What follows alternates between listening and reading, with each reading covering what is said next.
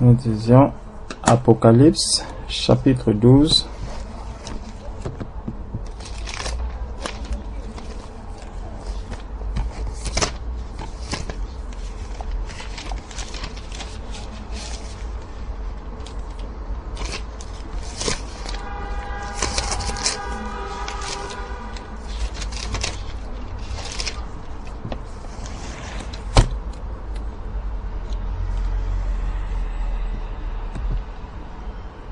Allô, vous me suivez bien?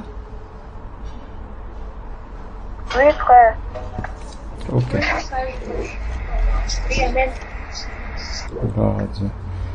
Apocalypse, chapitre 12.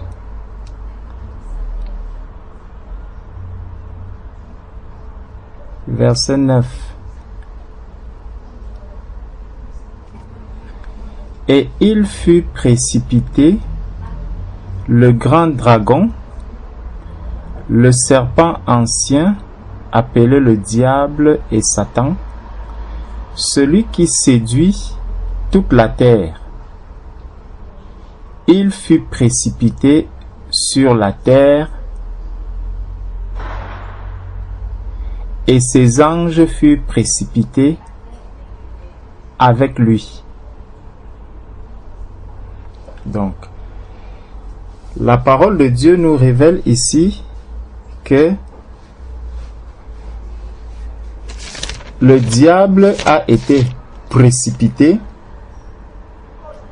Le diable a été précipité sur la terre.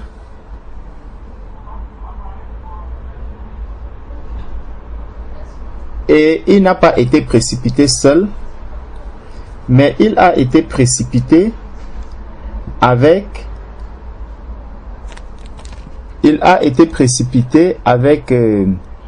ses anges. Donc, le diable vient sur la terre, et s'il vient sur la terre, ce n'est pas pour se reposer. Le diable, lorsque le Seigneur le précipite, le chasse de l'endroit où il était, il se retrouve sur la terre. Arrivé sur la terre, il ne vient pas pour se balader. Il ne vient pas, et quand bien même il se balade, c'est pour chercher une proie qu'il va pouvoir dévorer. C'est ce que nous dit la parole de Dieu. Que le diable rôde comme un lion rugissant, cherchant qui il va dévorer. Donc, ce diable qui est précipité sur la terre, arrive sur la terre, ce n'est pas pour une partie de plaisir. Ce n'est pas pour nous faire du bien. Ce n'est pas pour faire du bien à l'humanité. Mais c'est justement, comme la Bible dit ici, qu'il fut précipité le grand dragon, le serpent ancien appelé le diable et Satan, celui qui séduit toute la terre. Donc, le diable vient, son but premier, c'est de séduire. Et ce n'est pas de séduire une partie de la terre. Ce n'est pas de séduire certaines personnes. Ce n'est pas de séduire une catégorie de personnes. Il vient pour séduire toute la terre entière doit être séduite par Satan. La terre entière doit être séduite par Satan. Donc, Satan a un travail à faire. Il a un objectif à atteindre. C'est de séduire toute la terre. C'est de séduire tous les êtres humains qui sont sur la terre. Donc, lorsque Satan arrive sur la terre, il ne vient pas seul, il vient avec toute une armée. Toute cette armée est là pour faire quoi? Pour le servir aussi, donc pour accomplir les œuvres de Satan, donc pour séduire également la terre. C'est ça le but de Satan. Et donc, quand on voit toute cette jeunesse, quand on voit des cibles, et vous voyez quelqu'un qui travaille, une personne qui travaille a toujours une stratégie. Il a toujours une stratégie. Il sait que s'il attaque, par exemple, les couples vont être fragilisés, les enfants vont être abandonnés à eux-mêmes et ils deviendront maintenant une proie facile à adopter, à arracher, à obtenir. Moralité, qu'est-ce qu'on fait? Il arrive, il séduit les autorités. En séduisant les autorités, on facilite la procédure de divorce. La procédure de divorce étant facilitée, le mariage ne tient plus sur un fondement qui est solide. Du jour au lendemain, on va prononcer un divorce, les enfants vont rester tout seuls, les enfants vont être abandonnés, il va avoir les visites alternées et tout. Tout cela, ça permet au diable de plus en plus avoir la main mise sur l'être humain. Parce que c'était son but. Venir séduire toute la terre. Les jeunes qui sont abandonnés à eux-mêmes, le diable vient encore, il agit au niveau du travail. Il donne beaucoup de travail aux parents. Les parents ne peuvent plus s'occuper des enfants. Les enfants abandonnés au PlayStation, à tous les jeux possibles, aux jeux vidéo, à la télévision et tout. L'enfant ouvre, voilà encore une autre porte de sortie pour une autre porte d'entrée pour le malin afin de s'accaparer de nos enfants. Donc, les enfants ne sont pas protégés, les couples ne sont pas protégés parce que de plus en plus, il y a un travail que le diable est en train de faire. Le diable est en train d'effectuer un travail et ces anges aussi sont en train de le servir. Ils sont en train de servir leur maître en faisant leur travail et en gagnant aussi des âmes, mais au diable. Malheureusement, les enfants de Dieu, eux qui sont appelés à mener ce combat contre Satan,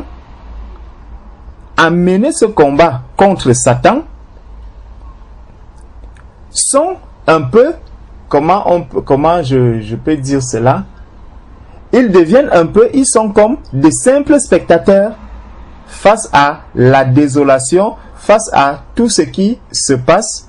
Les enfants de Dieu sont un peu comme des spectateurs. La question c'est, comment est-ce que toutes ces personnes vont donc sortir des griffes du diable? Par quels moyens? Quand vous regardez aujourd'hui, toutes ces personnes qui sont dépressives, la parole de Dieu dit que le monde entier est sous la puissance du malin. Ces personnes qui sont dépressives, comment on les reçoit? On ouvre les centres d'hospitalisation pour les personnes dépressives. Encore que ça, c'est même moderne. Dans les pays développés, on retrouve cela. Et comment est-ce qu'on les traite? En leur injectant des médicaments qui sont très lourds. On leur injecte des drogues pour qu'ils puissent se calmer, pour qu'ils puissent être apaisés. Mais la question c'est, est-ce qu'en calmant une personne ou en l'apaisant, on est en train de résoudre le problème? Non, la personne reste dans le même état. On voit les personnes, les jeunes qui se droguent jour et nuit, qui vivent sous la dépendance de la drogue. Jour et nuit. Ça, c'est la désolation dans laquelle le monde se trouve aujourd'hui. Pourtant, les enfants de Dieu sont présents. Pourtant, l'Église est présente.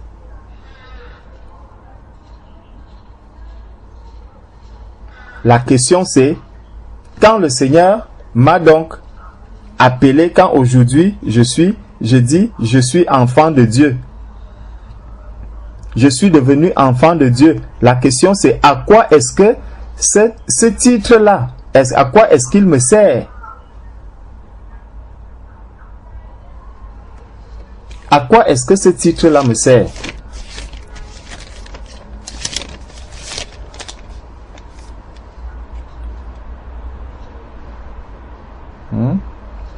À quoi est-ce que le titre d'enfant de Dieu me sert? 1 Jean chapitre 3, 1 Jean chapitre 3, verset 8. 1 Jean chapitre 3, verset 8. Celui qui pêche est du diable, car le diable pêche dès le commencement. Le Fils de Dieu apparut afin de détruire les œuvres du diable. Voilà pourquoi nous sommes devenus enfants de Dieu, pour détruire également les œuvres du diable. Nous ne devons pas être des observateurs face à toutes ces situations. L'enfant de Dieu ne doit pas se limiter à l'observation.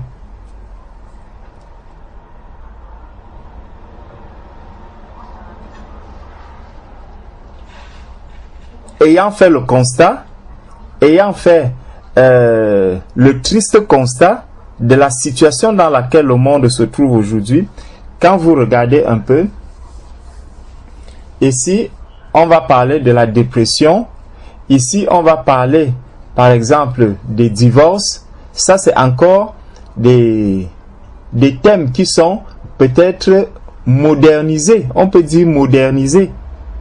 Mais quand vous regardez, par exemple, en Afrique, dans certains pays d'Afrique, vous allez trouver dans des villages qui sont totalement désertes. Les jeunes ne veulent plus vivre dans les villages. Pourquoi? Beaucoup vont vous parler de la sorcellerie. Ils vous parleront de la sorcellerie. Des villages sont dévastés parce que les jeunes sont morts, parce que les jeunes n'arrivent plus à supporter les villages à cause des choses qui se passent dans ces villages. Tout ça, c'est les œuvres du diable. Le diable qui pêche dès le commencement. Et les enfants de Dieu sont là. Nous observons tout simplement. On fait simplement le constat. Ne l'oublions pas, le Fils de Dieu apparu pour détruire les œuvres du diable. Les enfants de Dieu sont sur la terre pour détruire les œuvres du diable. Parce que c'est ça que notre maître est venu faire. Tout comme lorsque Satan était précipité, lui et tous ses anges, ils sont là pour séduire toute la terre. Nous aussi, nous sommes sur la terre pour détruire les œuvres du diable. Ça, c'est le désir qui doit être, c'est le désir qui doit animer chaque enfant de Dieu. Que quand je regarde autour de moi, je vois des personnes qui vivent peut-être dans le désordre, je vois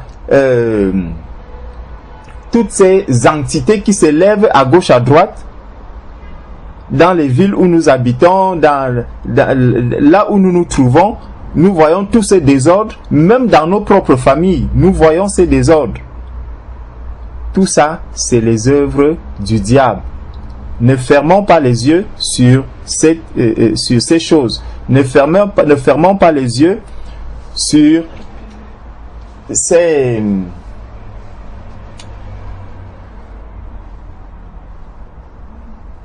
Comment je peux dire cela? Ne laissons pas le malin prendre du terrain.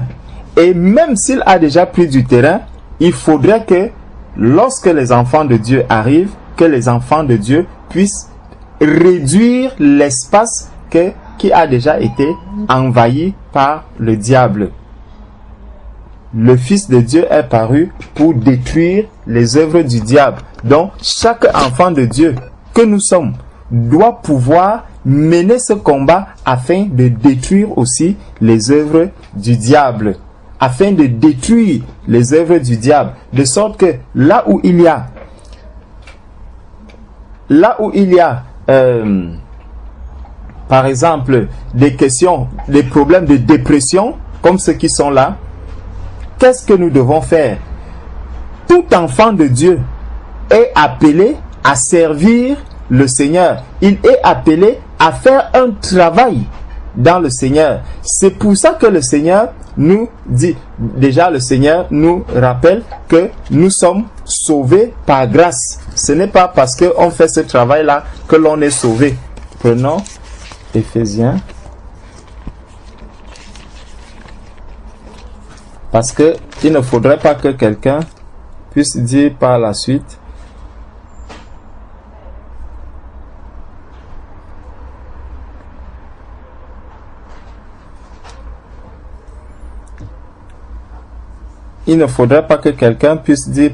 que mais frère, tu dis que nous devons faire ce travail pour être sauvés. Ce n'est pas ce que je suis en train de dire. Éphésiens chapitre 2.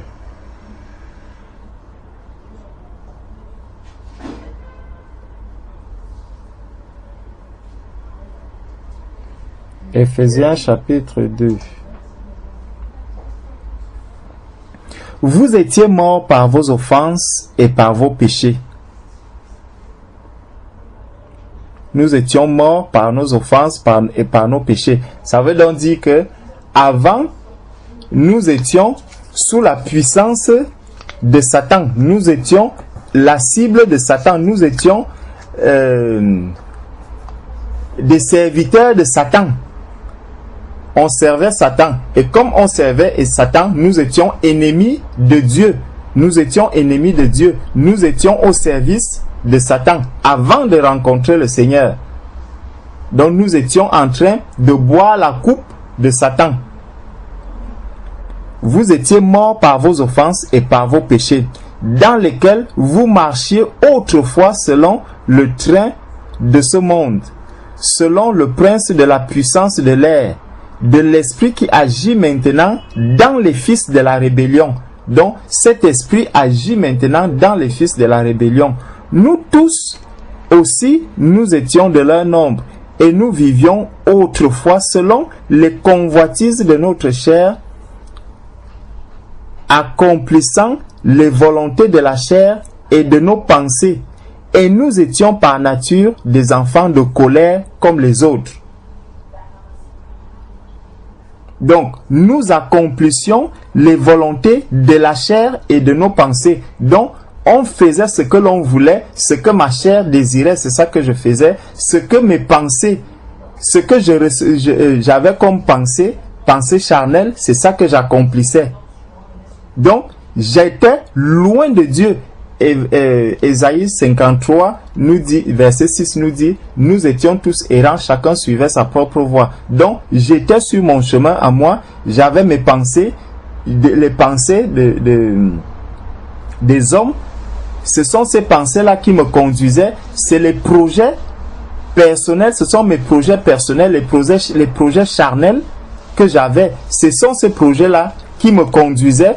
Pourtant, le Seigneur me dit dans Jérémie 29 au verset 11 que je connais les projets que j'ai formés pour toi, les projets de bonheur et non de malheur. Donc, Dieu a des projets qu'il a formés pour moi, mais moi, à un moment donné, avant de connaître le Seigneur, j'avais mes propres projets à moi, j'avais mes propres désirs à moi, j'avais mes propres pensées à moi. Moralité, lorsque quelqu'un voulait, lorsque un ancien drogué voulait acheter de la drogue, il achetait sa drogue, il la fumait normalement. Lorsque une ancienne prostituée voulait aller se prostituer, elle allait se prostituer, même si c'est avec un homme marié, elle détruisait le mariage. Donc, on était à la merci de Satan, on servait Satan parce que Satan nous utilisait pour détruire les mariages. Satan nous utilisait pour nous droguer nous-mêmes, donc détruire le temple du Saint-Esprit que je suis devenu aujourd'hui. Il a été détruit par l'alcool, détruit par la drogue, détruit par les maladies, détruit par toutes sortes de choses. Ça a été détruit. Pourquoi? Parce que j'étais au service de Satan. Le but du Satan, c'est de séduire toute la terre, de détruire toute la terre. C'est ça que j'étais en train de faire. Et aujourd'hui que j'ai rencontré le Seigneur, est-ce que je dois être inactif par rapport à toute cette situation, à tout le constat désagréable, à tout ce constat que je fais autour de moi? Donc, je sais bien comment est-ce que j'ai vécu. Je sais tout ce qui est en train de se passer autour de moi. Je vois comment les jeunes sont en train, chaque jour, on dit, il y a tel nombre de suicides, il y a tel nombre qui essayent de se suicider, il y a tant de jeunes qui sont drogués, il y a tant de jeunes qui sont allés braquer, il y a tant de personnes qui sont allées voler, il y a tant de personnes qui sont allées tuer. Je fais tout ce constat-là. La question c'est, comment est-ce que je participe à la réduction des œuvres des ténèbres? Jean chapitre 3 verset 8 nous a dit que le Fils de l'homme a apparu pour détruire les œuvres du diable. Comment est-ce que moi je participe donc à la destruction des œuvres du diable? Voilà la question que je dois me poser. Comment moi, en tant que enfant de Dieu, aujourd'hui, je participe à la destruction des œuvres du diable aussi à mon niveau? Parce que si je détruis les œuvres du diable à mon niveau, ma sœur Déborah à son niveau aussi, elle détruit les œuvres du diable à son niveau. La sœur Irène détruit les œuvres du diable. Forcément, tout autour de nous, chacun de nous va commencer à détruire les œuvres du diable. Et là, on va voir une réduction considérable de ces œuvres du diable tout autour de nous. On peut se dire que oui, tout le monde entier, le nombre de chrétiens est infime par rapport à ce qui se passe, oui, mais vaut mieux déjà faire cette petite quantité, vaut mieux déjà réduire à mon petit niveau, et puis plus nous aurons la force, plus nous allons faire encore plus grand, nous allons multiplier ce travail de destruction des œuvres du diable tout autour de nous, et nous allons voir comment est-ce que les gens auront la paix. Nous allons voir comment est-ce que les gens redeviendront sereines. Le nombre de suicides, il pourra diminuer. Mais la question c'est, comment est-ce que on peut arriver à cela? Est-ce que c'est en croisant les bras? Jésus-Christ, lorsqu'il arrive sur la terre, quel est le travail que Jésus a fait? Parce qu'on nous dit que le Fils de l'homme a apparu pour détruire les œuvres du diable. Comment est-ce que Jésus a donc fait pour détruire ces œuvres du diable? Voilà la question centrale que chacun de nous devrait se poser.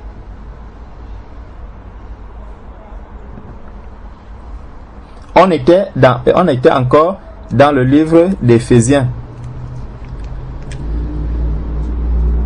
Nous qui étions morts par nos offenses, nous a rendus à la vie avec Christ. C'est par la grâce que vous êtes sauvés. Donc nous sommes sauvés par la grâce. Ce n'est pas que nous achetons le salut. Non, personne n'achète le salut. On n'achète pas le salut. Et ce n'est pas par nos œuvres que nous allons obtenir le salut. Ce n'est pas ça. Mais Jacques chapitre 2 verset 26 nous tient un autre discours. On va aussi arriver là-bas. Verset 6, il nous a ressuscités ensemble et nous a fait asseoir ensemble dans les lieux célestes en Jésus-Christ, afin de montrer dans les siècles à venir l'infinie richesse de sa grâce par sa bonté envers nous en Jésus-Christ. Car c'est par la grâce que vous êtes sauvés, par le moyen de la foi, et cela ne vient pas de vous, c'est le don de Dieu. Donc, le salut que nous avons, le salut, nous l'obtenons par la grâce. Ce n'est pas que il faut que je fasse quelque chose pour être sauvé. Non. Le salut m'a été accordé par la grâce. Je ne vais pas acheter le salut. Il faut déjà poser cette base-là avant toute chose. Avant toute chose, il faut que je pose cette base. Au verset 9, on dit, ce n'est point par les œuvres afin que personne ne se glorifie. Donc, quelqu'un ne me demande pas par la suite que, mais frère, quand tu dis ça, est-ce que ça veut dire que je dois travailler pour avoir le salut? Non, ce n'est pas ça que j'ai dit. Ne me pose pas cette question. Je n'ai pas dit que tu es sauvé parce que tu vas faire les œuvres. Néanmoins, on parle donc de ce verset-ci. Verset chapitre Éphésiens chapitre 2, verset 8 à 9, qui nous dit que nous sommes sauvés par la grâce, ce n'est pas par les œuvres afin que personne ne se glorifie. Donc, si je prends donc un exemple, je suis infirmière ou je suis médecin. Je sors de l'école de médecine. Est-ce que quand je vais arriver dans un hôpital où je dois faire des examens médicaux, où je dois, comment on appelle même ça? Faire des injections, je dois faire des ceci. Est-ce que, la question c'est, est-ce que je suis habilité à faire ces injections? Est-ce que je suis habilité à faire des examens? Je vais faire des examens où je vais analyser le cas d'un malade. Pourquoi? C'est parce que je suis un médecin que je vais accomplir les tâches du médecin. Comprenons-nous bien. Parce que je suis médecin, alors je vais arriver dans un hôpital, j'aurai le tensiomètre, j'aurai le thermomètre, je vais prendre la tension de quelqu'un, je vais prendre la température d'une personne, je vais prescrire une ordonnance, je vais prescrire des examens. C'est parce que je suis médecin que je fais cela. Ce n'est pas que je sors de n'importe où, moi je suis un menuisier, j'arrive dans un hôpital et puis je commence à dire, bon, si je commence à prescrire les ordonnances, alors je vais être un médecin. Non, ce n'est pas ça. Ce n'est pas parce que tu prescris les ordonnances ou que tu fais des injections que tu es forcément un médecin. Tu peux être quelqu'un, par exemple, quelqu'un qui nettoie les hôpitaux. Tu as nettoyé les hôpitaux pendant 20 ans. À force de nettoyer, tu vois comment on prescrit les ordonnances. Tu commences à être habitué à voir comment les médicaments qui sont prescrits à une certaine catégorie de personnes malades. À force de voir cela, tu acquiers de l'expérience. Tu acquiers cette expérience. Toi aussi, tu es capable de dire à quelqu'un qui a aujourd'hui, moi je ne suis pas médecin, je ne suis même pas du corps médical. Mais si on me demande, quelqu'un qui souffre du paludisme, qu'est-ce que tu peux lui prescrire? Je vais lui dire, achetez-lui la quinine, le Kinimax. S'il y a même un médecin, je vais lui dire, injecte-lui le Kinimax, il va guérir. Et il lui injecte le Kinimax et il guérira. Je vais lui dire, ajoute-lui le paracétamol. Donne-lui encore la vitamine C ou la vitamine A. Tout ça, c'est parce que à force de vivre dans le paludisme, j'en ai tellement souffert qu'aujourd'hui, je connais déjà les médicaments du paludisme. Je peux déjà prescrire une ordonnance sur le paludisme. Mais est-ce que c'est pour ça que je suis un médecin? Non, je ne suis pas médecin. Donc, parce que je suis sauvé, alors il y a un travail que je dois faire. Parce que je suis sauvé, alors je dois détruire aussi les œuvres du diable. Comme le Père m'a envoyé pour aussi détruire les œuvres du diable. Parce que Jésus-Christ, c'est le travail qu'il est venu faire. Et le Père nous a appelés tous pour que nous puissions aussi faire le même travail que Jésus-Christ est venu faire. Lui-même dit que celui qui croit en moi fera des œuvres plus grandes. Il fera les mêmes œuvres que moi et il en fera de plus grandes. Donc, quand je suis là, le Fils de l'homme est venu pour détruire les œuvres du diable. Moi aussi, puisque j'ai aussi été appelé par le Seigneur, je dois aussi détruire les œuvres du diable comme Jésus-Christ les a détruites. C'est pour ça que dans Jacques chapitre 2, il nous est dit Jacques chapitre 2, verset 26.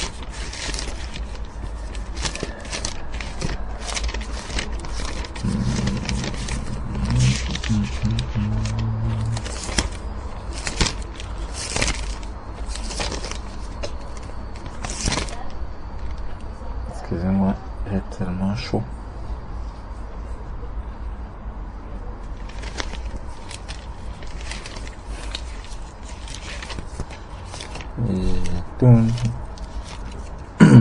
Jacques chapitre 2, verset 26, il nous est dit,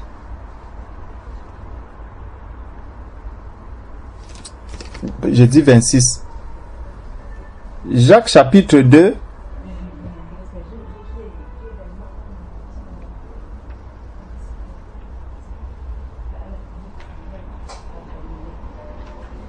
qu'est-ce que je dis?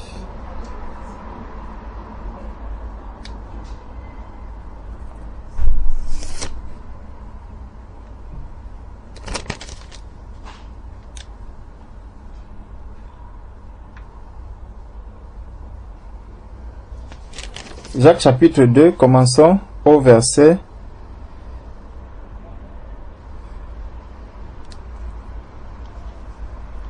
au verset 14. Jacques chapitre 2, verset 14. Mes frères, que sert-il à quelqu'un de dire qu'il a la foi s'il n'a pas les œuvres? La foi peut-elle le sauver? Si un frère ou une sœur sont nus et manquent de la nourriture de chaque jour, et que l'un d'entre vous leur dise, allez en paix, chauffez-vous et vous rassasiez, et que vous ne leur donniez pas ce qui est nécessaire au corps, à quoi cela sert-il? Il en est ainsi de la foi. Si elle n'a pas les œuvres, elle est morte en elle-même. Si elle n'a pas les œuvres, elle est morte en elle-même. Mais quelqu'un dira, toi tu as la foi et moi j'ai les œuvres. Montre-moi ta foi sans les œuvres et moi je te montrerai la foi par mes œuvres. Tu crois qu'il y a un seul Dieu, tu fais bien. Les démons le croient aussi et ils tremblent. Veux-tu savoir, ô homme vain, que la foi sans les œuvres est inutile? Abraham, notre père, ne fut-il pas justifié par les œuvres lorsqu'il offrit son fils Isaac sur l'autel? Tu vois que la foi agissait avec ses œuvres, et que par les œuvres, la foi fut rendue parfaite. Ainsi s'accomplit ce que dit l'Écriture. Abraham crut à Dieu, et cela lui fut imputé à justice, et il fut appelé ami de Dieu. Vous voyez que l'homme est justifié par les œuvres et non par la foi seulement. Rahab, la prostituée, ne fut-elle pas également justifiée par les œuvres lorsqu'elle reçut les messagers et qu'elle les fit partir par un autre chemin, comme le corps sans âme est mort, et même la foi sans les œuvres est morte. Donc, la foi sans les œuvres est morte. Donc, toute personne qui a cru au Seigneur doit manifester, doit montrer qu'il a la foi à celui en qui il a cru au travers de ses œuvres. Donc, comment on saurait que effectivement j'ai la foi? C'est pas les œuvres que je vais faire, pas les actes que je vais poser. C'est là qu'on saura que effectivement je crois en Dieu ou que je ne crois pas en Dieu. Marc 16 nous dit, celui qui croira et qui sera baptisé sera sauvé. Donc, comment est-ce que les gens sauront que je crois réellement en Dieu? C'est au travers des œuvres des œuvres que j'accomplis, des actes que je pose. C'est pas le fruit que l'on reconnaît un arbre. Donc, le fruit que moi, je dois apporter, c'est un fruit qui va dans le sens de la destruction des œuvres du diable. Je dois détruire les œuvres du diable. Or, pour détruire les œuvres du diable, je ne dois pas en même temps participer encore à ces œuvres du diable. Si moi, je suis appelé, par exemple, je suis appelé à broyer, si mon travail c'est de broyer le papier, je travaille pour broyer mon métier c'est de broyer du papier. Maintenant, si je dois broyer du papier, je ne dois pas en même temps broyer le papier et rassembler encore les morceaux de papier. Non, je gagnerais plutôt à voir les morceaux, le papier de plus en plus broyés. C'est pour ça que les enfants de Dieu ne doivent plus pécher, ne doivent plus accepter le péché. Parce que les œuvres du diable sont le péché. Tout ce dont on parle là, tout ce que on était en train de citer, la drogue, la prostitution, les mariages qui sont détruits, les personnes qui veulent se suicider et tout et tout et tout. Tout ça c'est quoi? C'est les œuvres du diable. C'est le péché qui entraîne toutes ces choses-là. La tristesse, les personnes qui ne s'acceptent pas. Vous allez voir une personne, elle te dit, non, je n'accepte pas la condition dans laquelle je suis. Je ne m'accepte pas comme un enfant de Dieu. Je ne m'accepte pas comme une créature. Donc, le seul souhait pour moi, c'est que je veux me suicider. À moins de 20 ans, il y a déjà 2 tentatives de suicide.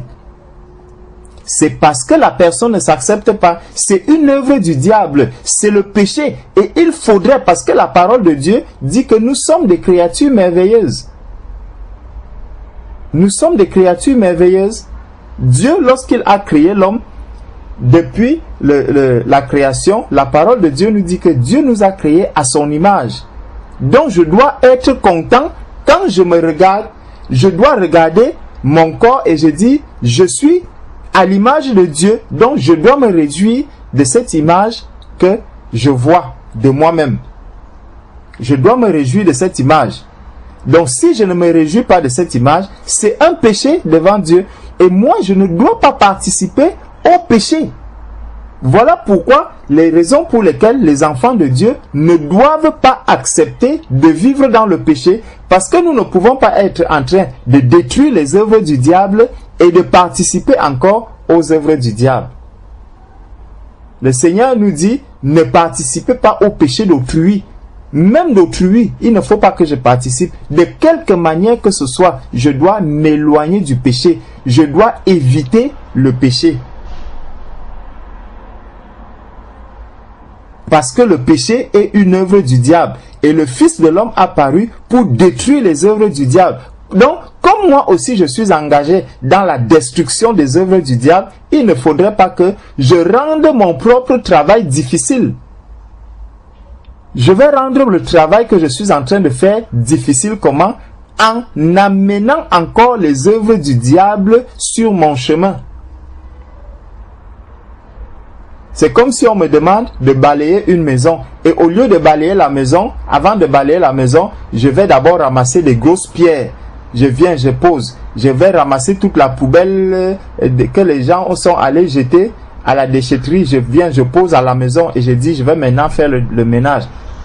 Quand les gens même vont me voir, ils comprendront que c'est un non-sens. Que celui-ci, je me demande bien s'il connaît le travail. Est-ce qu'il est même normal? Et c'est un peu ça qui nous arrive lorsque je suis un enfant de Dieu appelé à détruire les œuvres du diable et que je participe encore aux œuvres du diable. C'est exactement le même travail que je suis en train de faire. Donc ce que je dois enlever, je vais encore le ramasser et je viens le mettre là où je dois faire le travail. Donc les enfants de Dieu sont appelés à servir Dieu. Nous sommes appelés au service du Seigneur. Quand on regarde un peu le Seigneur, Dieu Tout-Puissant, lorsqu'il avait appelé Moïse, lorsque Dieu avait appelé Moïse pour que Moïse aille délivrer le peuple d'Israël, voici ce que le Seigneur dit. Prenons Exode, dans le livre d'Exode. On va d'abord prendre Exode au chapitre 3.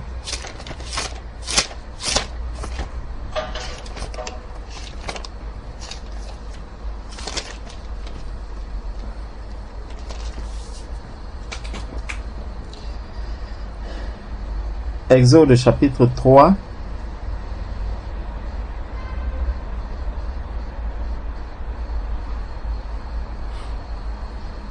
À partir du verset 9. On va prendre du verset 9 au verset 15. Exode chapitre 3 à partir du verset 9. Voici, les cris d'Israël sont venus jusqu'à moi, et j'ai vu l'oppression que leur font souffrir les Égyptiens. Voici, les cris d'Israël sont venus jusqu'à moi, et j'ai vu l'oppression que leur font souffrir les Égyptiens. Les cris des personnes qui sont autour de nous, est-ce que ces cris, quand on se lève, tu te lèves, tu vas dans certaines villes tout autour de nous, tu vois comment les jeunes se droguent. Tu vois comment est-ce que les jeunes sont abandonnés à eux-mêmes. Tu vois les braquages. On nous annonce cela à la télé. On nous en parle dans les journaux. De toutes les manières. On fait tout pour que cela arrive dans les oreilles des enfants de Dieu. On fait tout pour que ces messages, ces cris du peuple d'Israël, ces cris des personnes que Dieu a envoyées sur la terre, que Dieu a créées, quand on voit les cris de ces personnes qui montent et qui arrivent dans nos oreilles, est-ce que nous avons vraiment le désir de détruire les œuvres du diable? Est-ce que nous avons vraiment l'envie de participer au travail, à l'œuvre que Jésus-Christ est venu faire sur la terre? Le peuple d'Israël était en train de crier, il était en train de souffrir. Et le Seigneur dit que j'ai vu l'oppression que leur font souffrir les Égyptiens. Est-ce que nous ne voyons pas cette souffrance de nos yeux? Tous les jours. Tous les jours. Regardons un peu la souffrance. Parfois quand je vais au travail le matin, sur mon chemin il y a la crèche, je vois comment on vient déposer en période hivernale. Vers 7 heures du matin, on vient déposer des petits bébés. On vient déposer les bébés à la crèche. En période hivernale. Parce que les parents doivent aller travailler. Ça, c'est les œuvres du diable. Tout ça, c'est des œuvres du diable. Il faut bien qu'on prenne conscience de ça. Tout ça, c'est des œuvres du diable.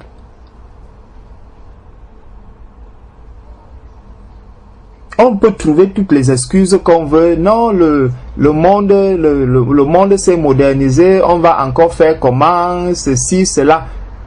C'est les œuvres du diable. Il ne faut pas qu'on se trompe. Ça, c'est les œuvres du diable. Donc, cet petit enfant qu'on va déposer à 7 heures du matin dans une crèche, quand il fait encore nuit, qui se sépare de ses parents et que les parents viendront encore récupérer vers 19 heures le soir, dont l'enfant a passé 12 heures en dehors de sa famille avec d'autres personnes. Parfois, c'est un enfant qui n'a que 3 mois ou 4 mois. On le laisse dans cet état. Et cet enfant va grandir avec ce système. Il va grandir avec ce système jusqu'à la fin de sa vie. Mais quel attachement nous voulons donc que nos enfants aient envers nous? L'enfant ne pourra plus aimer ses parents. L'enfant, on va dire, enfant, obéissez à vos parents. C'est écrit dans la Bible. Mais obéir à quel parent? Un parent qui t'abandonne à 4 mois. Dès 4 mois, le parent t'abandonne jusqu'à la fin de ta vie, jusqu'à ce que tu prennes ta retraite. Tu ne pourras plus jamais être avec tes parents. Donc tu auras vécu toute ta vie seulement 3 mois ou 4 mois avec ta maman. 3 ou 4 mois à plein temps avec ta maman dans ta vie. Et on vient te dire du jour au lendemain, enfant, obéissez à vos parents. Ça, c'est les œuvres du diable. C'est les œuvres du diable. C'est comme je partageais avec une sœur et elle me demandait, mais comment est-ce qu'on peut voir aujourd'hui les enfants de Dieu qui accouchent par césarienne? Je lui ai dit, mais c'est normal, ma sœur. Aujourd'hui, c'est normal. Tout ça, c'est les œuvres du diable. On peut dire que oui, moi j'ai prié, j'ai beaucoup prié pour que cela n'arrive pas. J'ai beaucoup prié pour que je puisse accoucher normalement. Mais Dieu a dit que la femme doit accoucher de manière normale. Oui, Dieu l'a dit. Mais lorsque tu tombes enceinte, qui est-ce que tu vas voir? Tu vas voir le médecin? C'est le médecin. C'est au médecin que tu fais confiance maintenant.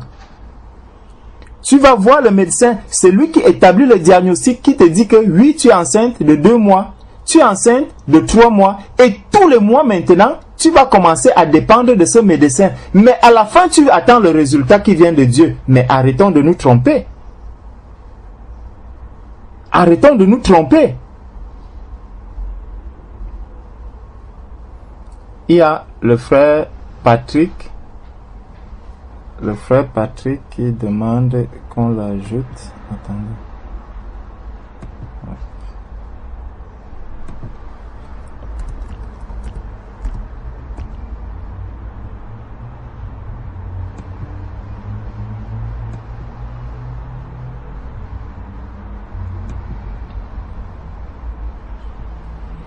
Donc, j'étais en train de dire, quand une femme est enceinte, elle tombe enceinte, la première personne vers qui elle se dirige, c'est auprès d'un médecin. Tout comme une païenne. Une chrétienne, elle va se diriger vers le médecin. Ce n'est pas pour dire que mes sœurs n'allaient plus rencontrer les médecins. Ce n'est pas ça que je suis en train de dire. Mais je nous montre juste l'état dans lequel nous nous trouvons aujourd'hui. Les œuvres des ténèbres dans lesquelles nous nous trouvons. Donc, quand une femme tombe enceinte, elle va voir le médecin va la consulter, elle va se mettre, elle va présenter tout ce qu'il y a à présenter au médecin, le médecin va la consulter, le médecin va l'examiner. Est-ce que Sarah avait été examinée de la sorte? Point d'interrogation. Est-ce que Dieu a dit que quand une femme est maintenant enceinte, elle doit se retrouver sur une table où parfois un homme vient la toucher n'importe comment? Est-ce que c'était la volonté de Dieu? Point d'interrogation. Que chacun réponde. Et là, tu vas faire cet exercice-là tous les mois, jusqu'au moment de l'accouchement. Et là, tu te dis, je prie pour que j'accouche normalement. Arrêtons de nous tromper. Tu ne peux pas avoir manifesté ton incrédulité du début jusqu'à la fin, faire confiance à la volonté des hommes, au programme humain, et que à la fin, quand tu te retrouves sur une table en train d'être opéré par césarienne, tu dis, mais mon Dieu, pourquoi m'as-tu abandonné? Quel Dieu t'a abandonné? Dieu ne t'a pas abandonné. Toi-même, tu as abandonné Dieu dès le début. Depuis le début même de ta grossesse, tu avais déjà abandonné Dieu. Donc, ne crions pas quand nous voyons ces césariennes qui se multiplient. Ne crions pas. Rendons plutôt grâce à Dieu de ce que, par exemple, l'opération s'est bien passée. Par exemple, la césarienne elle s'est bien passée. L'enfant est arrivé au monde. Rendons simplement grâce à Dieu que Père, merci, parce que ta miséricorde s'est encore manifestée. Tu as encore eu pitié de nous. Et notre sœur est sortie de l'hôpital. Arrêtons de nous plaindre par rapport à cet état de choses. Parce que nous sommes en train de vivre dans la mouvance du monde, dans la mouvance actuelle des choses. Tel que les païens font, c'est comme ça aussi que les enfants de Dieu aussi font. Dans mon village, il y avait des femmes, je ne sais pas si ça existe encore aujourd'hui, qui, du premier jour de sa grossesse jusqu'au dernier, elle ne se retrouve pas à l'hôpital. Parfois même, elle va accoucher dans un champ ou dans une plantation, dans une cacaoyère. Elle va accoucher là. et elle revient avec son enfant entre les mains. C'est des choses qui ne peuvent plus se faire aujourd'hui. Mais on attend le même résultat qu'il y a eu avec Sarah. Donc, revenons dans Exode chapitre 3. Exode chapitre 3 au verset 9 nous dit donc que voici les cris d'Israël sont venus jusqu'à moi, et j'ai vu l'oppression que leur font souffrir les Égyptiens. Maintenant, va, je t'enverrai auprès de Pharaon, et tu feras sortir d'Égypte mon peuple, les enfants d'Israël. Voici une mission qui est confiée à Moïse, un serviteur de Dieu. Tout enfant de Dieu a une mission qui lui a été confiée afin de détruire aussi les œuvres du diable, là où il se trouve, à son niveau. Chacun de nous doit pouvoir détruire les œuvres du diable. Ce n'est pas que je vois comment autour de moi il y a des divorces en cascade et moi-même je suis peut-être dans un concubinage, moi-même je suis peut-être dans une situation matrimoniale qui est très compliquée. Mais comment je vais pouvoir détruire les œuvres du diable? Moi-même étant en train de participer aux œuvres du diable. Je ne peux pas détruire les œuvres du diable en ce moment-là.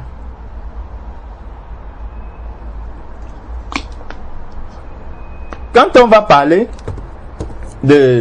par exemple, de la question du mariage, et que moi-même je suis dans une situation compliquée par rapport au mariage, je ne pourrais pas parler. Je ne pourrais que me taire. Je vais me taire, je vais même baisser la tête. Pourquoi? Parce que je suis appelé à détruire les œuvres du diable, mais je ne peux pas les détruire parce que moi-même, je participe à ces œuvres du diable-là.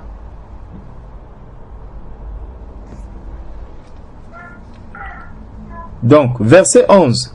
Moïse dit à Dieu, « Qui suis-je pour aller vers Pharaon et pour faire sortir d'Égypte les enfants d'Israël ?» Dieu dit, « Je serai avec toi, et ceci sera pour toi le signe que c'est moi qui t'envoie. Quand tu auras fait sortir d'Égypte le peuple, vous servirez Dieu sur cette montagne. » Reprenons bien ces versets. Verset 12. Dieu dit, « Je serai avec toi, et ceci sera un signe pour toi. » Le signe, c'est que moi, le signe que c'est moi qui t'envoie. Voilà. Je serai avec toi, et ceci sera pour toi le signe que c'est moi qui t'envoie.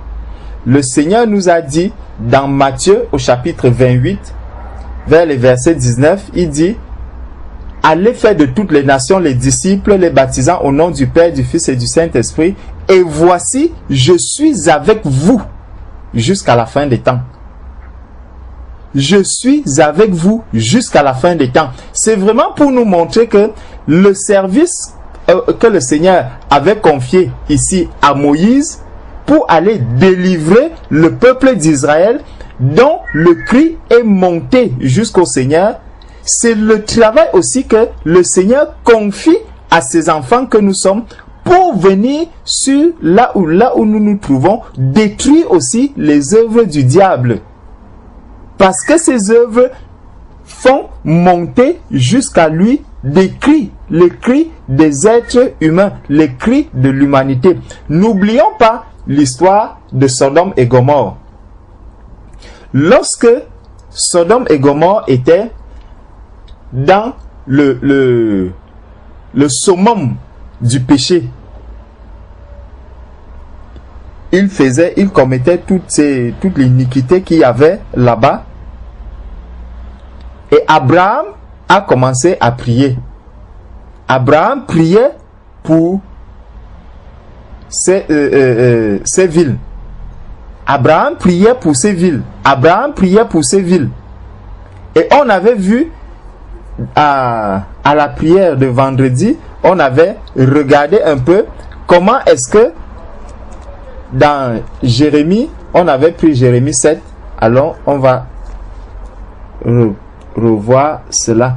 Rappelez-moi si j'oublie qu'on revienne dans Exode chapitre 3. On avait pris Jérémie chapitre 7.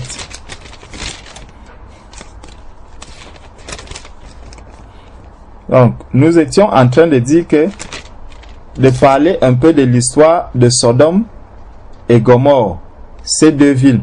Et on avait vu ce qui se passait dans ces villes-là. On avait vu ce qui se passait dans ces villes. Et quand on renvoie au monde d'aujourd'hui, parce que on peut dire que mais l'histoire de Sodome et Gomorrhe, elle n'est plus.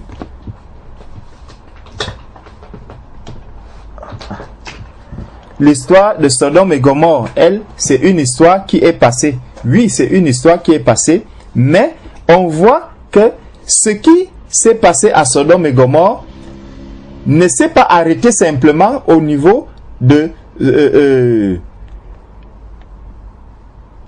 péché qu'il y avait là-bas. Il y a d'autres péchés dans lesquels les villes où nous nous trouvons sont engluées. Les villes où nous nous trouvons sont engluées. Et on avait pris le cas, un texte dans Jérémie, on avait pris un texte dans Jérémie qui nous avait conduit également dans Actes chapitre 19. Bon, comme on sait que nous sommes sous la grâce, allons voir Acte 19, plutôt le texte de Acte 19 au lieu de voir celui de Jérémie. Prenons Acte 19 à partir du verset 20. C'est le texte qu'on avait pris.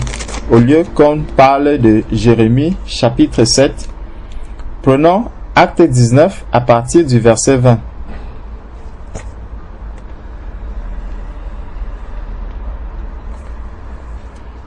C'est ainsi que la parole du Seigneur croissait en puissance et en force. Après que ces choses se furent passées, Paul forma le projet d'aller à Jérusalem en traversant la Macédoine et l'Achaïe.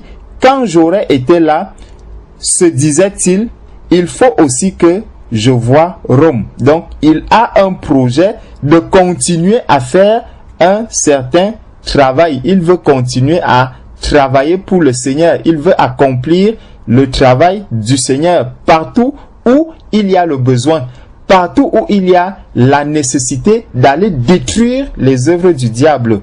Paul est prêt à y aller. Il envoya en Macédoine 2 de ses aides, Timothée et Éraste. Et il resta lui-même quelque temps encore en Asie.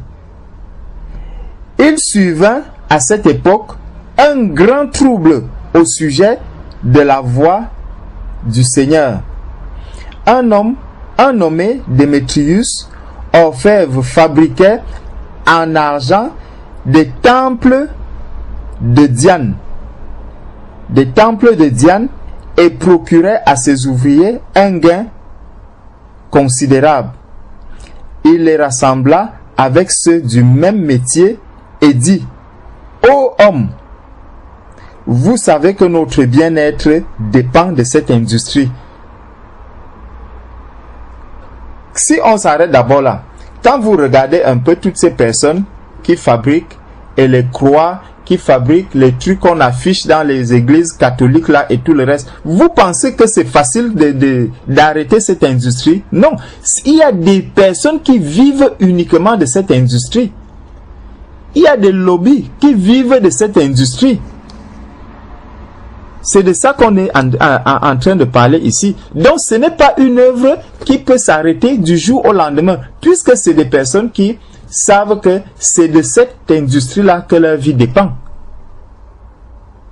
C'est de cette industrie que leur vie dépend. Donc, ils ne peuvent pas arrêter du jour au lendemain de fabriquer des croix. Ils ne peuvent pas arrêter du jour au lendemain de fabriquer les statues de Marie et autres. Non. Un nommé Démétrius, orfèvre, donc quelqu'un qui fabriquait des objets en or, fabriquait en argent des temples de Diane et procurait à ses ouvriers un gain considérable. Donc il y a des questions de gain. Il y a des choses qu'il faut gagner. Il y a les intérêts. Il y a des intérêts financiers qui sont en jeu ici. Et procurait à ses ouvriers un gain considérable.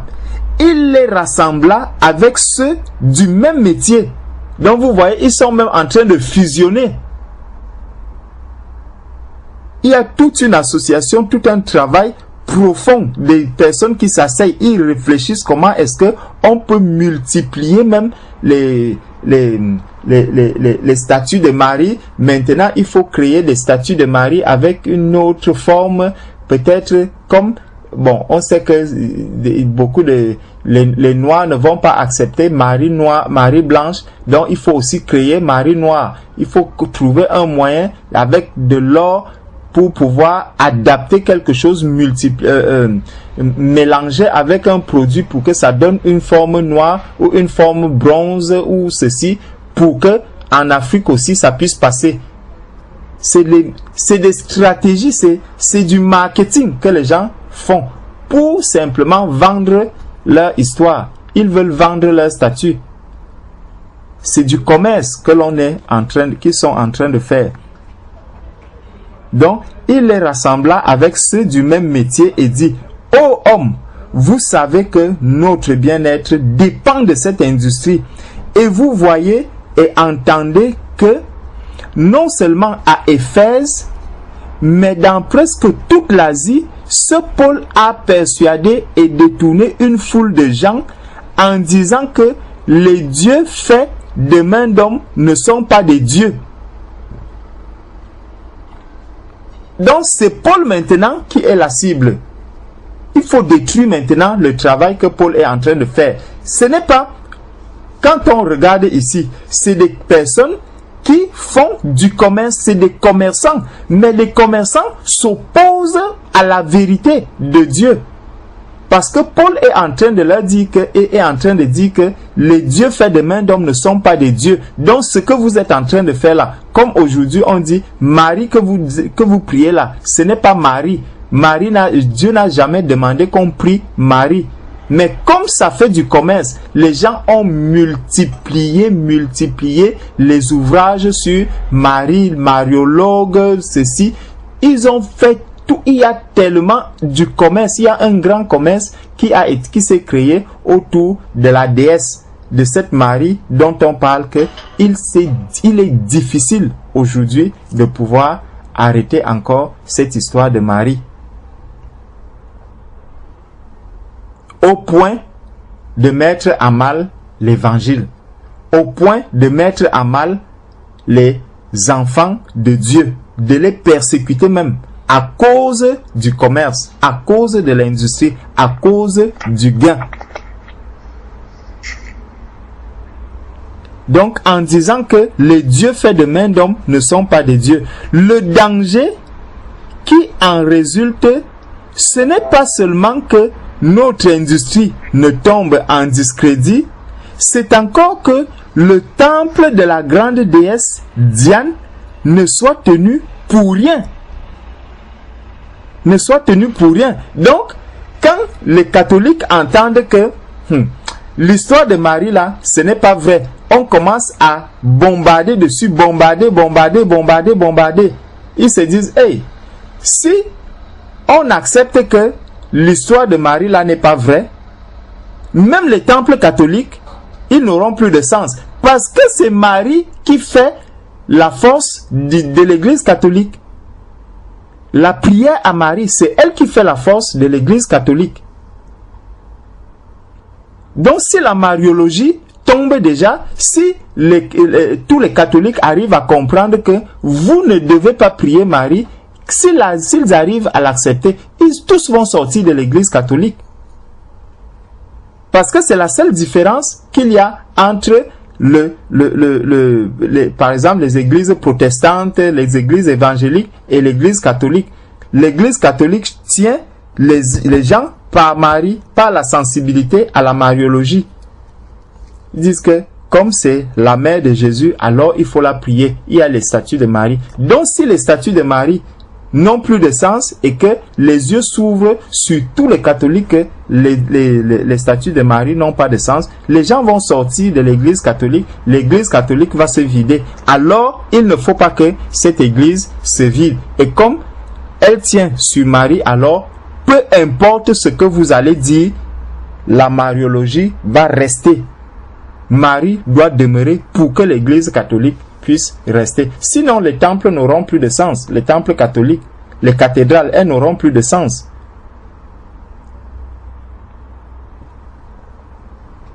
Donc, verset 27, le danger qui en résulte, ce n'est pas seulement que notre industrie ne tombe en discrédit, c'est encore que le temple de la grande déesse Diane ne soit tenu pour rien. Et même que la majesté de celle qui est révérée dans toute l'Asie et dans le monde entier ne soit réduite à néant. Vous voyez, la grande déesse Diane, elle est révérée dans le monde entier. Donc elle a la place d'une divinité dans le monde entier. Et il craint que cette divinité-là ne soit plus considérée. Donc c'est des intérêts, c'est des intérêts et des intérêts puissants pour les hommes qui amènent l'être humain à résister, à rester ferme sur certaines positions, quand bien même il sait que ce que la vérité dit là est vrai. Ce que la parole de Dieu dit là est vrai. Mais il résiste quand même. Il dit non, vous parlez de Marie, on va quand même prier le Fils pour que le Fils intercède pour nous. Ils vont quand même prier, en sachant bien que ce n'est pas vrai. Verset 8, ces paroles les ayant remplis de colère, il se mit à crier, grande est la Diane des Éphésiens. Toute la ville fut dans la confusion. Ils se précipitèrent tous ensemble au théâtre, entraînant avec Gaius et Aristarque, macédoniens, compagnons de voyage de Paul. Paul voulait se présenter devant le temple, mais les disciples l'en empêchèrent. Quelques-uns même des Asiaques, qui étaient ses amis, envoyèrent vers lui pour l'engager à ne pas se rendre au théâtre. Les uns crièrent d'une manière, les autres d'une autre, car le désordre régnait dans l'assemblée et la plupart ne savaient pas pourquoi ils s'étaient réunis. Alors on fit sortir de la foule Alexandre que les Juifs poussaient en avant et Alexandre faisait signe de la main voulant parler au peuple. Mais quand ils reconnurent qu'il était juif, tous d'une seule voix crièrent pendant près de 2 heures, grande est la Diane des Éphésiens. Grande est la Diane des Éphésiens pendant près de 2 heures. Donc ça, on voit là les œuvres des ténèbres. C'est les œuvres des ténèbres que nous sommes en train de voir, que Paul, notre frère Paul aussi, a vu de ses propres yeux. C'est ces œuvres des ténèbres que Paul voit, que nous voyons aussi aujourd'hui, et notre frère Paul est venu pour détruire aussi ces œuvres des ténèbres. Chacun de nous, lorsque nous faisons ces constats, nous devons détruire les mêmes œuvres des ténèbres. Nous devons détruire ces œuvres des ténèbres. Nous allons voir comment est-ce que Jésus-Christ, lui-même, il a fait.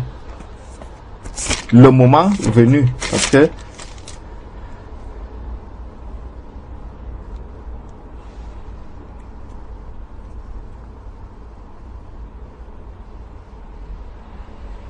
donc, nous étions dans Genèse au chapitre 3. Revenons encore dans Genèse. Ce n'était qu'une parenthèse. Ce n'était qu'une parenthèse que nous avons fait avec dans les Actes des Apôtres. C'est une parenthèse que nous avons fait. Donc on disait, nous étions au verset 12, où Dieu a dit, je serai avec toi, et ceci sera pour toi le signe que c'est moi qui t'envoie. Donc, quand Dieu envoie donc Moïse, et il dit à Moïse que, bon, pour que tu saches que le travail que je te confie, moi-même je le suis, il dit, je serai avec toi. Donc Moïse doit avoir une première chose, une première assurance, c'est que celui qu'il envoie est avec lui. Donc, pour détruire les œuvres des ténèbres, je ne vais pas les détruire par ma force à moi, parce que ce n'est ni par la chair, ni par le sang que l'on combat, mais on combat contre les principautés. C'est contre les principautés. Donc, c'est en esprit que je vais mener le combat. Pour mener donc ce combat qui est spirituel, il faudrait que je vienne avec Dieu qui est le Tout-Puissant.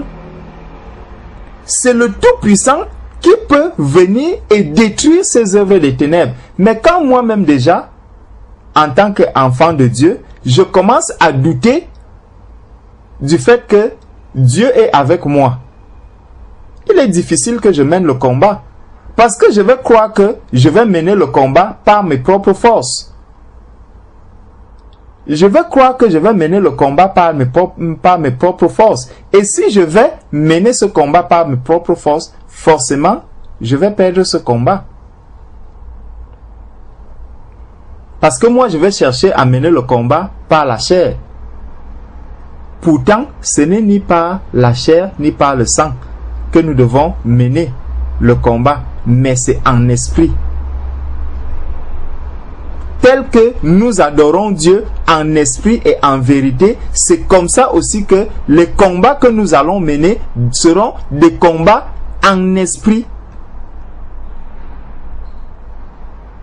Parce que tout ce que le diable fait, c'est pour contrecarrer le travail de Dieu. C'est pour détruire le travail de Dieu. C'est pour ça que le diable fait tout ce qu'il est en train de faire. La volonté de Dieu, c'est que tous les hommes puissent être sauvés. Et comme Satan sait que Dieu veut que tous les hommes soient sauvés, il vient donc pour mettre du désordre, pour détruire aussi le travail, le travail de Dieu. Le diable veut s'aimer de la zizanie dans le travail de Dieu. Il veut s'aimer du désordre dans le travail de Dieu. Donc la première chose que chaque enfant de Dieu doit d'abord faire asseoir en lui, c'est la foi en Jésus-Christ. Savoir que Dieu a dit « Je suis avec vous tous les jours ». Cette parole est importante, elle est utile, elle est nécessaire pour chacun de nous. Chacun de nous doit garder cette parole en lui pour aller mener ce combat que nous sommes en train de mener aujourd'hui. Chaque enfant de Dieu doit garder la parole de Dieu dans son cœur, doit garder cette assurance que effectivement Dieu est avec lui. Parce qu'il a dit. Donc, au verset 13 de Genèse 3, Moïse dit à Dieu, « J'irai donc vers les enfants d'Israël. J'irai donc vers les enfants d'Israël et je leur dirai, le Dieu de vos pères m'envoie vers vous. Mais s'ils me demandent quel est son nom, que leur répondrai-je? » Bon, continuons dans Exode chapitre 4. Continuons dans Exode chapitre 4.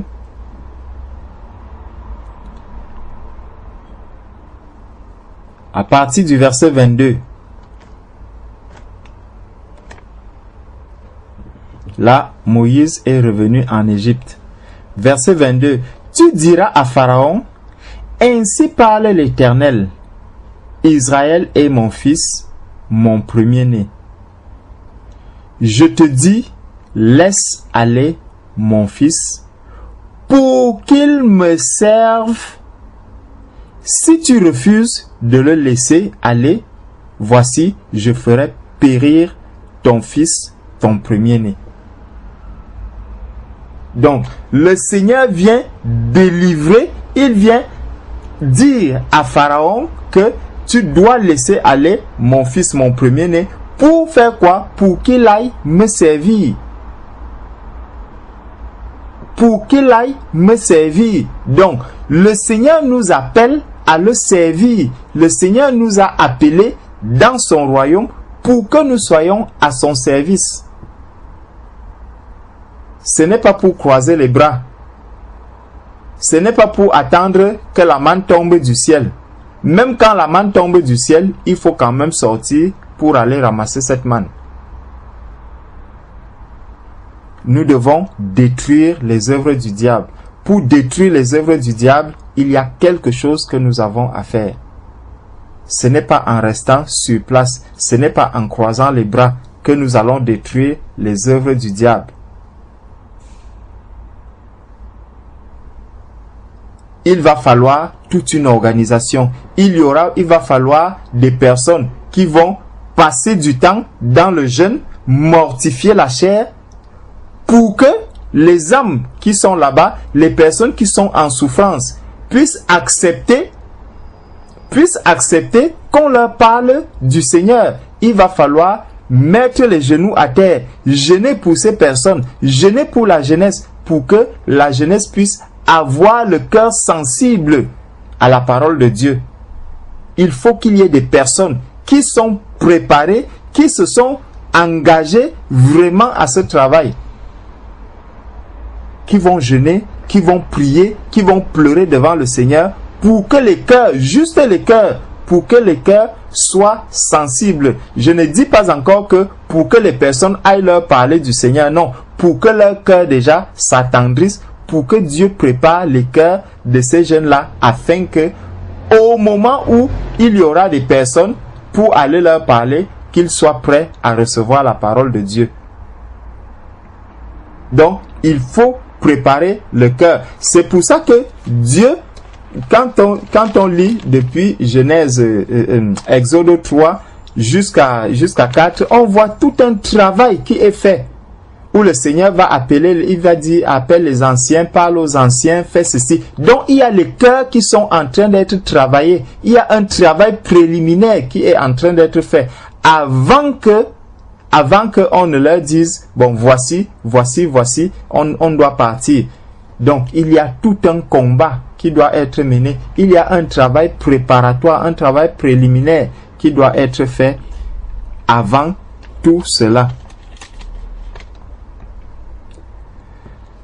Donc, le Seigneur a appelé Moïse à aller devant Pharaon pour dire à Pharaon que le peuple doit sortir pour aller le servir. Donc, c'est pour le service que Dieu a fait sortir le peuple d'Israël. Dieu appelle le peuple d'Israël à aller dans le désert pour le servir, pour être à son service et accomplir les œuvres que Dieu a préparées pour lui. Donc, nous pouvons encore prendre Romains chapitre 12.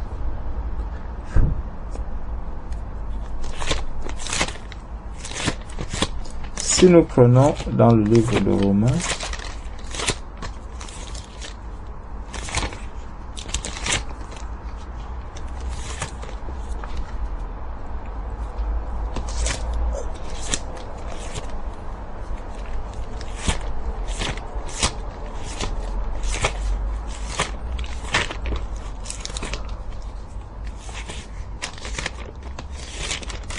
bonsoir mon frère Patrick.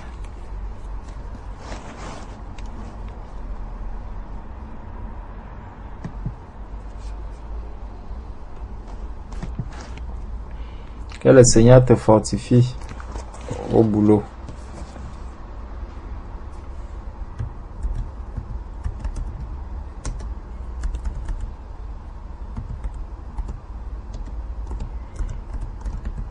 Dans Romains chapitre 12.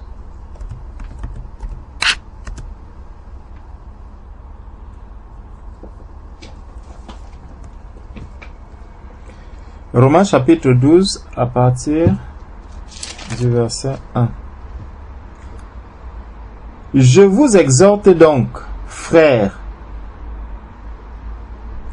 par les compassions de Dieu, à offrir vos corps comme un sacrifice vivant, saint, agréable à Dieu, ce qui sera de votre part un culte raisonnable. Donc, quand je vais servir le Seigneur, je suis en train de faire une offrande. Je vais offrir quelque chose à Dieu dans le service. Parce que quand, à la fin du mois, je reçois un salaire, le salaire que je reçois à la fin du mois de mon employeur, c'est que dans ce salaire signifie quoi? Il signifie que la sœur Hélène a été déjà présente durant les jours où on va la payer. Elle a été présente au travail, donc elle a offert son corps. Elle a offert son corps à qui? À son service, à son entreprise. Elle a offert son corps à son entreprise. Elle a offert son savoir-faire à son entreprise. Et c'est tout cela que maintenant, on paye à la fin du mois. Sa présence physique, donc son corps lui-même, son corps à elle, on paye pour la présence de ce corps dans ce lieu et le savoir-faire que ce corps-là détient. C'est les deux mélangés qu'on va payer à la fin du mois. Ce n'est pas autre chose que l'on paye. De la même manière, lorsque je suis au service de Dieu, je dois aussi offrir mon corps. D'abord, il faut que je puisse offrir mon corps. Ce n'est pas en étant là, juste au téléphone. Ah, il y a un sujet de prière. Ah, que Dieu te bénisse vraiment, que Dieu te guérisse. Ah, tu es guéri, mon frère. Tu es déjà guéri, non? Dieu t'a déjà guéri. Ah, oui, j'ai appris que la sœur est à l'hôpital. Ah, Dieu l'a guéri. Dieu l'a guéri. Ce n'est pas comme ça que ça se passe. Tu ne peux pas rester à la maison tout un mois et puis on va te payer à la fin du mois. Tu es là. Ah, oui, bonjour chef. Comment tu vas même là-bas? Je suis à la maison. Hein? Moi, je suis là. Et puis à la fin du mois, on te donne un salaire faux. On ne va pas te donner le salaire. Tu le fais pendant un mois, on te met abandon de poste. Clair et net, on t'envoie un recommandé. De la même manière, quand je suis là au service du Seigneur et je dis je vais détruire, parce que le travail que nous avons à faire, c'est détruire les œuvres des ténèbres comme Christ est venu détruire les œuvres des ténèbres. Pour détruire ces œuvres des ténèbres, il faut que je me mette déjà moi-même, mon corps au service du Seigneur. Je dois offrir déjà mon corps au service du Seigneur. Voilà pourquoi quelqu'un qui va passer du temps dans la prière, dans sa chambre, il va mettre ses genoux à terre, il va se mettre à prier. En tout cas, il va prendre du temps dans une prière sincère devant le Seigneur. Ça veut dire qu'il y a des choses qu'il va falloir sacrifier. Il y a des choses qu'il va falloir sacrifier pour faire ce travail. On a vu nos frères qui sont partis. Ils ont sacrifié des choses. Ils ont sacrifié des choses. En argent, il fallait payer les billets d'avion. Il fallait laisser prendre des jours de travail, de congé. Il fallait poser une journée pour aller faire ce travail. Après, il fallait prendre l'avion pour y aller. Donc, c'est un sacrifice, c'est une offrande de sa personne. Il fallait sacrifier la famille, laisser la famille et les enfants pour partir. C'est un sacrifice. Donc, il y a une offrande qu'il faut déjà faire.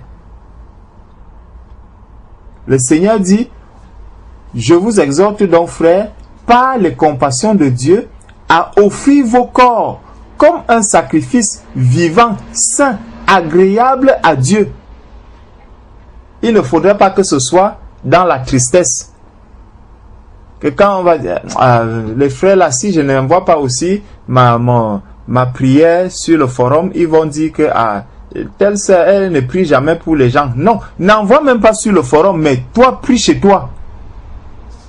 Ce n'est pas pour les hommes que tu le fais pour Dieu. Donc, mets-toi vraiment dans les conditions de prière et tu adresses ta prière à Dieu directement.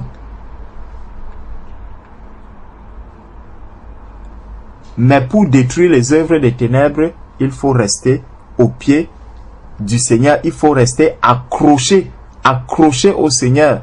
Accroché, être prêt à mener ce combat. Il faut être prêt à mener ce combat. Si quelqu'un n'est pas prêt, il lui sera difficile de mener le combat. Le combat pour la destruction des œuvres des ténèbres. Verset 2 de Romains 12. Ne vous conformez pas au siècle présent, mais soyez transformés par le renouvellement de l'intelligence, afin que vous discerniez quelle est la volonté de Dieu, ce qui est bon, agréable et parfait. La volonté de Dieu, c'est que tous les hommes que nous voyons là puissent être sauvés. Toutes ces personnes qui cherchent à se suicider à gauche, à droite, qui sont en train de vouloir se donner la mort, qui se droguent matin, midi et soir. La volonté de Dieu, c'est que toutes ces personnes-là puissent être sauvées. Donc, si mon intelligence est renouvelée, je vais faire quelque chose, je dois faire quelque chose qui permet à ce que ces personnes-là puissent être délivrées de la drogue, que ces personnes-là puissent être délivrées de la tristesse, que ces personnes-là puissent être délivrées des mauvaises pensées pour qu'elles viennent servir aussi Dieu. Donc, il y a ceux qui vont prier, il y a ceux qui vont se mettre en peine pour ces personnes, il y a ceux qui devront même sortir pour aller parler à ces personnes. Donc, il y a eu un travail de préparation. Il y a des personnes qui vont être là pour préparer seulement les cœurs. Seigneur, prépare les cœurs de la jeunesse, vraiment, afin que le jour où tu enverras les ouvriers pour aller toucher leur cœur, pour aller leur parler, que leur cœur puisse être sensible. Il faut qu'il y ait des personnes uniquement pour préparer les cœurs. Il faudra qu'il y ait aussi des personnes qui vont se lever maintenant pour aller parler à ces jeunes. Pour aller parler à ces jeunes, pour aller les encourager, leur dire que mais tout n'est pas encore perdu. Il y a de l'espoir pour celui qui croit en Jésus-Christ, parce que Jésus est venu pour détruire les œuvres des ténèbres. Ne participez pas aux œuvres infructueuses des ténèbres. Sortez de là. Jésus est venu vous libérer. Vous verrez comment ces personnes vont sortir de ces prisons. Elles vont sortir de ces milieux dans lesquels elles se trouvent. Parce que c'est des personnes qui sont enchaînées par la tristesse, elles sont enchaînées par l'abandon, elles sont abandonnées à elles-mêmes, comme on a vu un petit enfant de 3 mois qu'on va déjà déposer à la crèche et qui va grandir, n'ayant même plus le sentiment de la famille. Pour lui, la famille n'aura pas de sens. Cet enfant de 3 mois qu'on a déposé à la crèche, la famille n'aura pas de sens pour lui. Les seules personnes qui pourront, vers qui il pourra même avoir de l'attachement, ça sera les amis, ça sera les personnes avec lesquelles il est parti de la crèche, il est arrivé au CP, il est arrivé à la maternelle, au CP, au collège. S'il a les mêmes personnes avec qui il a passé tout ce temps-là, ce sont ces personnes-là, c'est à ces personnes-là qu'il va s'attacher, plus qu'à sa propre famille. Parce que cette famille, il ne la connaît pratiquement pas. Il sait simplement que c'est un endroit où il va souvent passer la nuit, dormir. C'est comme un hôtel. Les familles sont devenues aujourd'hui comme des hôtels. Ce qui n'était pas le cas avant. Il faudrait que l'on puisse repenser, que les enfants de Dieu puissent repenser la famille selon Dieu, pas selon les hommes. Il faut redonner un sens à la famille. Il faut redonner un goût à la famille. Il faut redonner de la vie à la famille. Parce que la famille aujourd'hui n'a de sens que de nom. C'est juste le mot famille qui existe, mais l'intérieur est vide.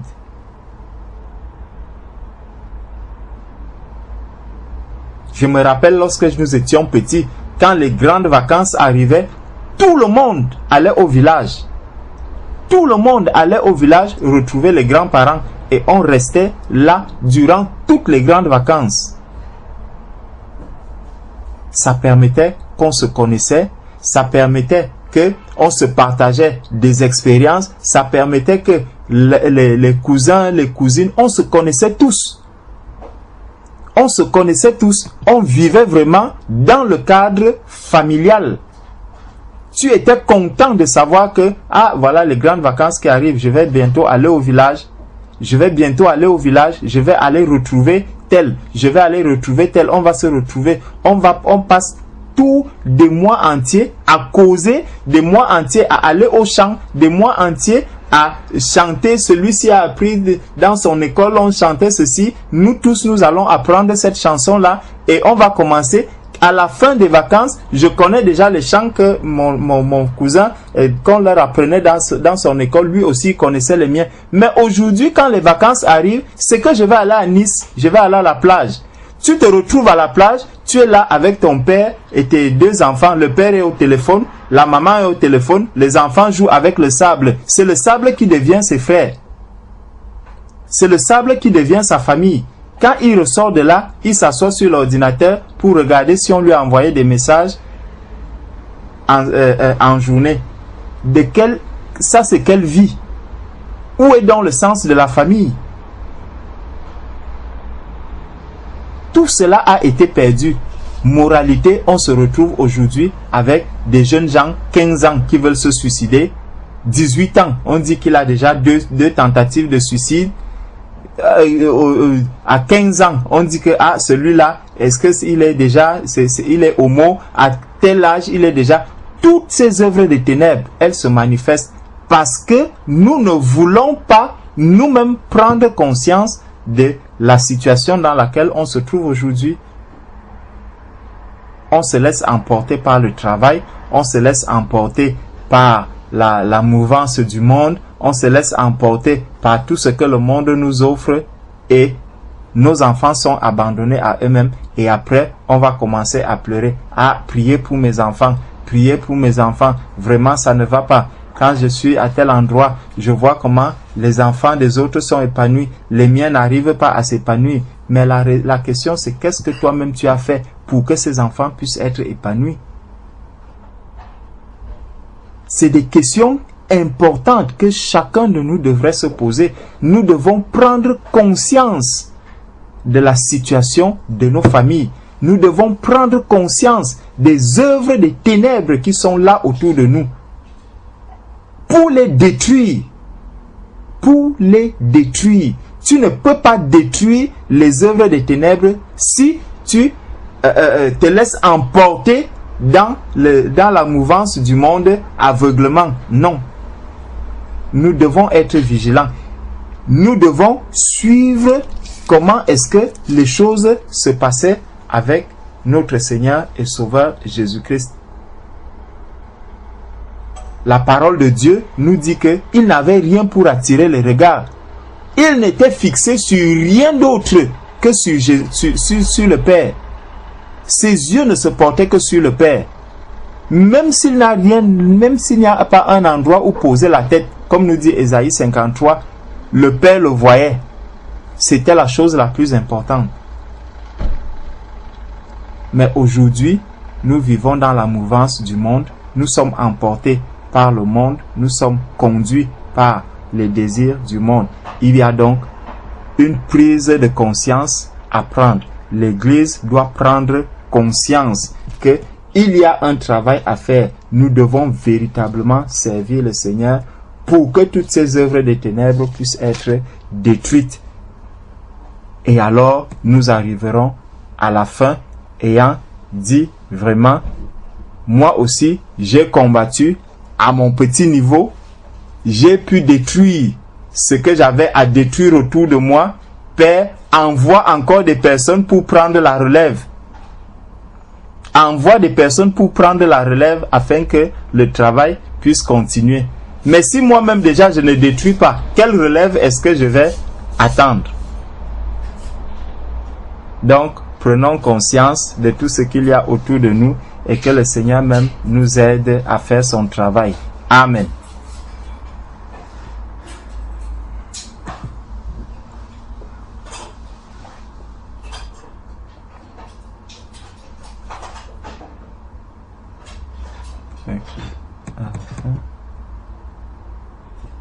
À la fin du message.